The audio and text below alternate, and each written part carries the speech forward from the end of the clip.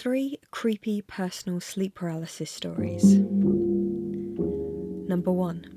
This happened about 2 years ago. I woke up in bed in a panic, heart racing, filled with dread, the whole shebang. I also woke up laying on my stomach, which is unusual for me, both arms twisted awkwardly behind me. I felt this enormous pressure on the centre of my back, a dead weight. I could barely open my eyes as most of my face was pressed into my pillow, but in my mind's eye I could see a squatting, bloated corpse sitting on my back. It put me in mind of a vrikolakos, which is a mythical, rotting, smelly, plump corpse. Most mythology suggests they would enter homes at night to smash things and generally annoy the occupants, but others would knock on doors and call out names of people living inside. If someone answered to the name, they would later return and suffocate them by sitting on their chest. It started to get harder to breathe, its weight pressing down and crushing me. I couldn't do anything but feel my panic grow, and I was certain that I was going to die. And then, in the depths of my foggy, half-sleep-filled mind, I remembered what caused the legends of those bloating, decomposing corpses to begin with. Sleep paralysis. And I clung to that. I kept telling myself that I was fine. This was okay. Completely normal. There was nothing sitting on me, and I was going to be 100% fine. Even though part of me didn't believe this, I focused on my breathing and ever so slowly managed to start to move my arms and eventually roll onto my back. Thankfully, there was no rotting creature sitting on top of me, but I had that horrible nightmare panic and adrenaline in my blood for a while after. I can easily see why people thought monsters were attacking them in the night. Number 2. This story is more recent, and it happened in the summer of 2015.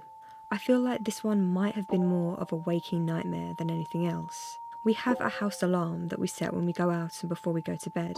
And that night, after setting the alarm, when it felt like I had just laid down to go to sleep, I clearly heard the alarm go off, and I remember opening my eyes in a panic to darkness and could not move a single muscle.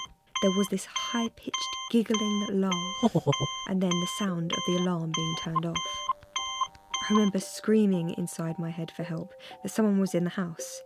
Then there was a fast-paced, almost run up the stairs, every footstep squeaking like the intruder was rushing in big, oversized clown shoes. And that was when it laughed again, almost a gurgle as it reached the landing with a thump.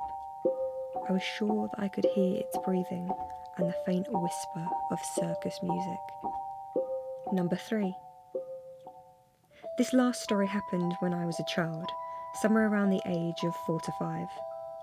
I was asleep in my parents' room when I heard a loud bang from downstairs and woke with a start. I lay in the darkness listening, and I could hear my parents even breathing. Obviously, whatever had woken me had not woken them. I slowly felt my agitatedness wear off until the point where I felt like I must have imagined the whole thing, or something had just fallen off a shelf downstairs, when I heard rushed, light footsteps run up the stairs as clear as anything. They thundered across the landing, and I heard the door creak as whatever it was entered the room. It ran swiftly past the end of the bed, and I heard the phone being taken off the cradle before a series of beeps as numbers were dialed.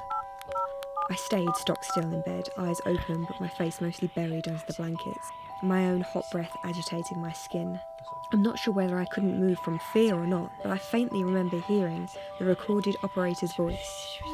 "The number you have called has not been recognised. Please hang up and try again." I didn't hear anything else out of the ordinary, and I remember lying awake for what felt like hours, trying to breathe as quietly and as little as possible, listening for any foreign sound, fear making my limbs feel cold. Eventually, it started to rain, and the sound of the raindrops hitting the window lulled me to sleep. I'd like to think that this was just me half dreaming while I woke. It seems much kinder, just a childish nightmare, but I have a vague memory, and maybe I'm just getting this mixed up and really it happened weeks later. But I'm sure I remember my dad asking me whether I'd been playing with the phone in my parents' room, because, annoyingly, it kept coming off the cradle. Thank you for listening. Those are 3 personal sort of sleep paralysis, waking nightmare stories. I hope you enjoyed. If you're new, please subscribe and like. Leave me a comment if you enjoyed this or if you have any ideas of any other videos you want to do. And be sure to check out some of our other videos. There's some suggestions right here. Sleep well. Veni TVC.